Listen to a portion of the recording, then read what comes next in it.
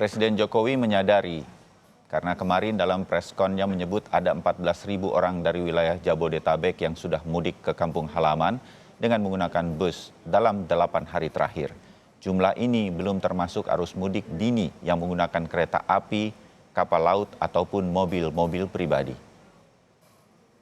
Jadi percepatan arus mudik terutama dari para pekerja informal di Jabodetabek menuju ke Provinsi Jawa Barat, Provinsi Jawa Tengah, dan DIY, serta ke Jawa Timur. Dan selama 8 hari terakhir ini tercatat ada 876 armada bus antar provinsi yang membawa kurang lebih 14.000 penumpang dari Jabodetabek ke Jawa Barat, Jawa Tengah, Jawa Timur, dan DIY.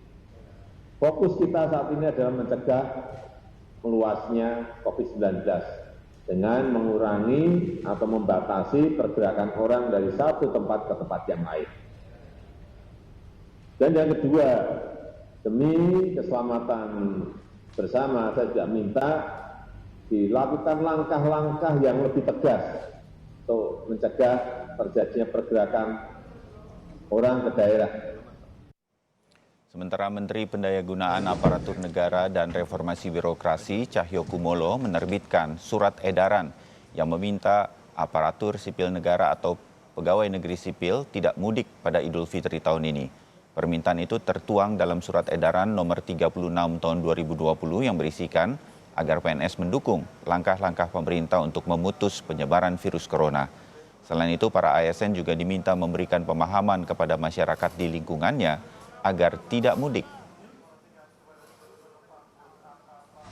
Menteri PAN dan RB juga mengeluarkan surat edaran yang lain, yaitu surat edaran nomor 36 tahun 2020 tentang pembatasan kegiatan bepergian ke luar daerah dan atau kegiatan mudik bagi aparatur sipil negara dalam upaya pencegahan penyebaran COVID-19.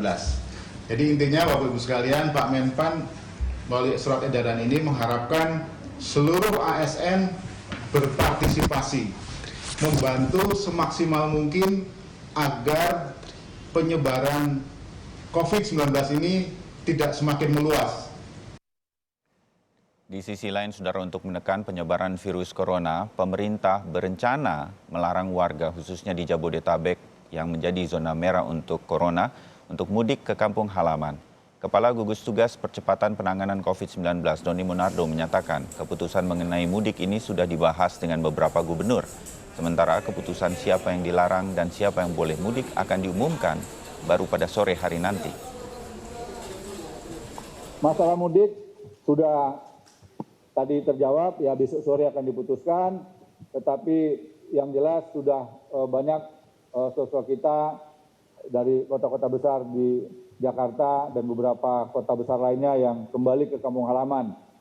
Pengalaman yang sudah dilakukan oleh Jawa Tengah dan Jogja, mereka tidak mungkin menolak saudaranya yang kembali ke kampung halaman.